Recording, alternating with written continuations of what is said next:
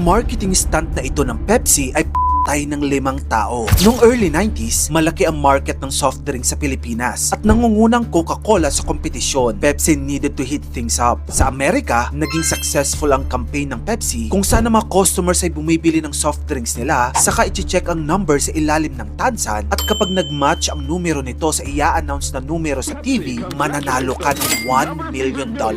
Kaya naman naisip ng Pepsi, kung nag-work ito sa Amerika, mag-work din yan sa Pilipinas. Kaya naman naglunsad ang Pepsi ng isang marketing stunt na tinawag nilang Number Fever noong February 1992. Sa ilalim ng campaign na ito, same na same sa US. Ang mga bibili ng Pepsi, titingnan lang ang numero sa ilalim ng tansan at kung tumugma ito sa numerong inanunsyo sa TV kinagabihan, mananalo sila ng 1 million pesos. Sa simula, naging successful ang kampanya. Tumaas ng 40% ang benta ng Pepsi at maraming tao ang sumali. Umaasang sila na ang susunod na milyonaryo. In fact, the 12-week campaign was such a hit, in-extend nila ito ng extra 5 weeks. Mukhang matatalo na ng Pepsi ang Coca-Cola. Hanggang isang gabi, May 25, 1992, inanunsyo sa Channel 2 na ang nanalong numero ay 349. Libo-libong tao ang nagdiwang. Naniniwalang sila ay nanalo. Ngunit sa kasamaang palad, dahil sa isang pagkakamali sa computer, ang numerong 349 ay naimprenta sa mahigit na 800,000 na tansan sa halip na ilang piraso lamang. Ang ibig sabihin nito, 800,000 na tao ang nag-aakalang sila ay instant millionaire na. Para lang ma-imagine mo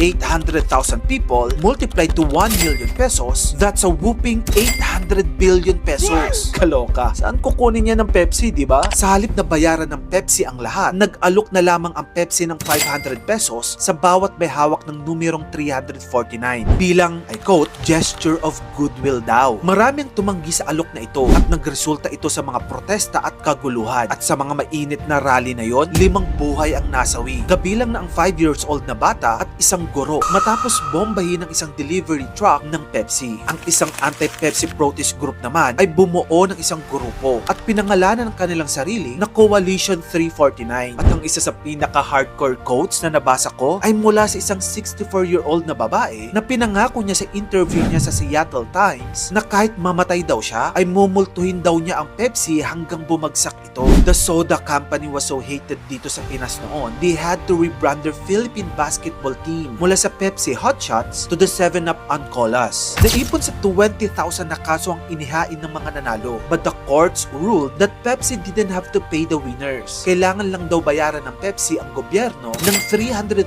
pesos na multa.